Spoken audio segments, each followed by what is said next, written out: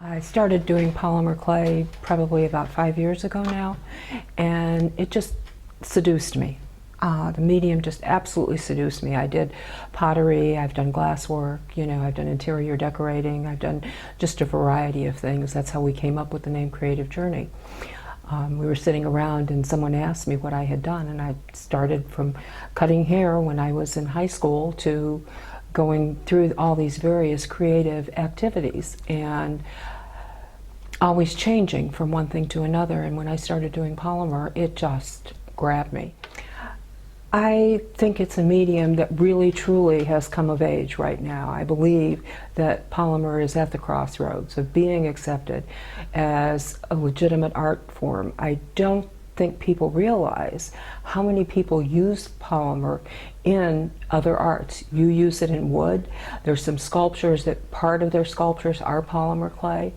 And it's just a chance for polymer to leap forward and for a whole new group of people to take advantage of it, play with it, and see what they can do with it. It's called Creative Journey Studios. It's in the historic part of the town. We're in an old harness factory, so we have wonderful wood floors. It's a big open space that has light from both sides. What are you close to, or what are you? We're probably close to Atlanta. We're also close to Lake Lanier, which is a resort area. The exhibit is unique in that a lot of people have given us pieces that they've collected through the years from friends, from guilds, from swaps, from things like that, and we've kind of cobbled together a history of polymer clay, and we show pieces that people did originally and what they're doing with the clay now, which is, it's great that it's in museums now, but I think that it needs to be in a place where people can see it anytime they want. So you can come to our facility. We have 3,000 square feet. Some of it's classrooms, some of it's studios, but you can see more polymer clay on any given day than you can any place else. So part of what we want to do is educate people too, and have them have a place where they can come and take classes wherever they want, not necessarily associated with a guild or a retreat or anything like that.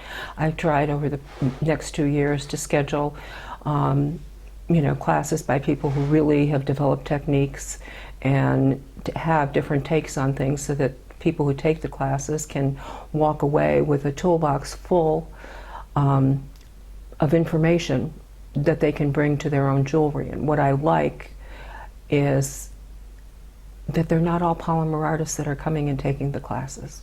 Yes, I loved math when I was in high school, and I didn't want to be a teacher. So I figured, what could you use math with? And it was business. So that's what I went to school for, was business administration. So it's a really odd combination of things. I don't know my right from my left, which is an indication that both sides of my brain work a little bit. You tell me left, and sure as I think I've got left figured out, I'm pointing right. But no, I'm fascinated, and I think the business part of it, not necessarily the business education per se, but the ability to be organized, and that has helped us develop our studio and the facility and the things that we're doing.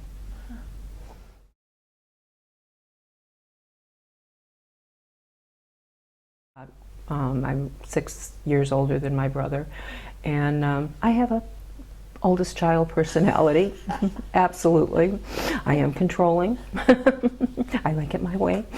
But, Sue is a good partner. We work together well, and we each find the things that we enjoy doing. And it seems to all work out, and all the bases seem to get covered most of the time. It works well, actually. It's good for me as a person. It makes me develop as a person. What I found is I was talking to Libby Mills at one of the retreats, and people kept coming over to the table and asking me how I was doing something. And Libby says, "You got to stop this."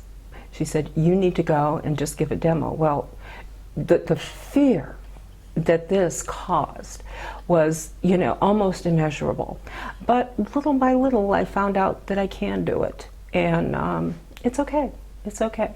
In my wildest dream, I would never have thought that I would speak in front of the public or talk to a large group of people. I'm just more insular and kind of keep things. I'm willing to share, but more on a one-to-one basis. I think every day you need to learn something. You need to jump off the bridge a little bit and find new things. And with my partnership with Sue, it just works well. The things that I'm not comfortable doing, I can shove off on her because she's really outgoing. And it seems to work well in the people that we've been involved with, and that seem to like what we're doing.